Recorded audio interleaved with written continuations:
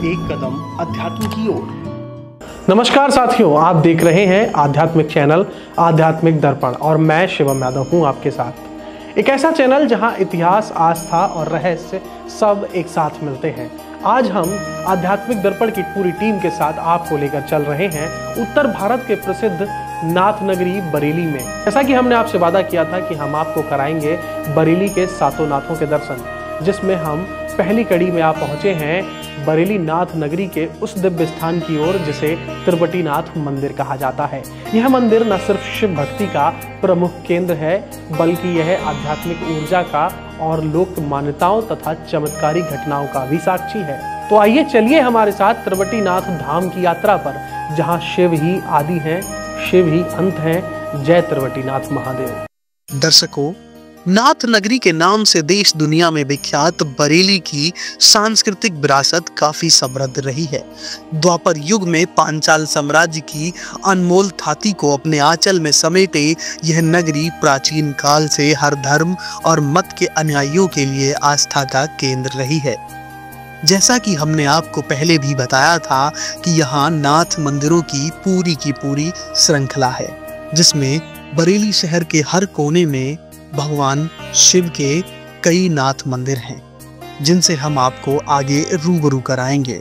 दर्शकों, नाथ मंदिरों की वीडियो की श्रृंखला में आज हम बात करेंगे बरेली के त्रिबटीनाथ मंदिर की। जी हाँ, बरेली के प्रेम नगर इलाके में स्थित भगवान शिव का त्रिबटीनाथ मंदिर है।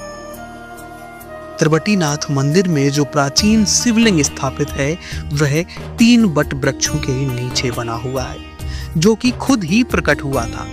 आज भी भक्त उस शिवलिंग की पूजा अर्चना करते हैं। बरेली के इस मंदिर में प्राचीन शिवलिंग के साथ साथ एक भोले बाबा की काफी बड़ी प्रतिमा भी है। दर्शकों, बरसों से त्रिबटीनाथ मंदिर हजारों लोगों की आस्था का केंद्र रहा है। समय समय पर यहाँ धार्मिक आयोजन होते हैं तो शाम ढलते ही आस्था की बयार बहने लगती है।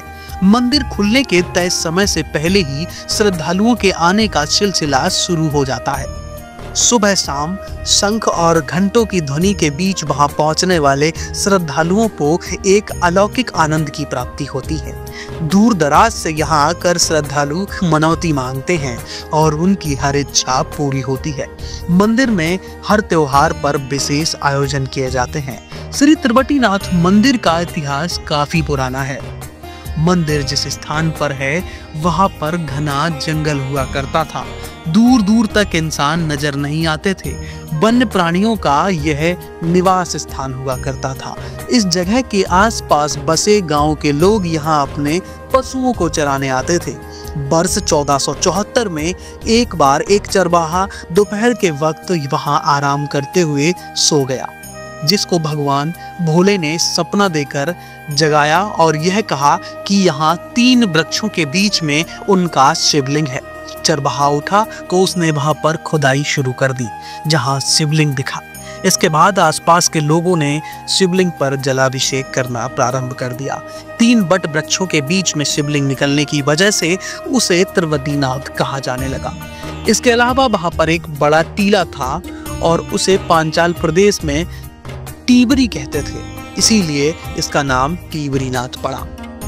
जय शंकर की। मैं पंडित राजेश त्रिवेदी बाबा त्रिबटीनाथ मंदिर में, जो कि इनका उद्गम संवत 1477 ईस्वी में हुआ था और भगवान त्रिबटीनाथ के नाम से जाने जाते हैं। और त्रिबटी मतलब इसलिए नाम पड़ा कि 3 बट वृक्ष है और वहाँ पे स्वयं उत्पन्न हुए हैं, तो इस वजह से इनका नाम त्रिबटीनाथ पड़ा। बरेली के इस प्राचीन मंदिर में शिवलिंग के साथ साथ भगवान भोलेनाथ की एक बड़ी प्रतिमा भी है। और इतना ही नहीं, भोले बाबा के इस मंदिर में कई और अन्य देवी देवताओं की भी मूर्तियां हैं।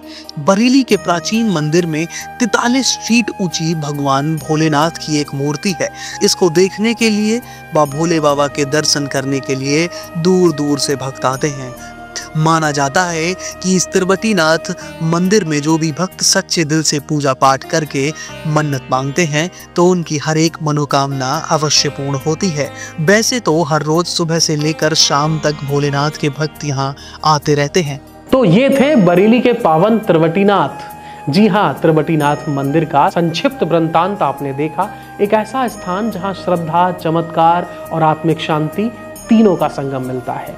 अगर आप भी इस मंदिर में दर्शन कर चुके हैं या फिर इस मंदिर के दर्शन करने की इच्छा रखते हैं तो कमेंट बॉक्स में जाकर हमें जरूर बताएं।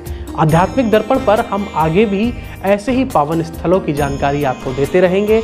इस श्रृंखला में हम आपको बाकी के नाथ मंदिरों के भी दर्शन कराएंगे। आध्यात्मिक दर्पण, जहां भक्ति मिलती है इतिहास से और अध्यात्म मिलता है अनुभव से।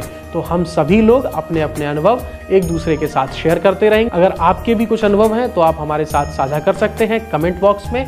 आध्यात्मिक खबरों में बने रहने के लिए सब्सक्राइब कर लीजिए आध्यात्मिक दर्पण। मिलते हैं ऐसे ही अगले दिव्य एपिसोड में। तब तक के लिए नमस्कार, धन्यवाद। हर हर महादेव। आध्यात्मिकता व धार्मिक समाचारों के लिए सब्सक्राइब करें आध्यात्मिक दर्पण, एक कदम अध्यात्म की ओर।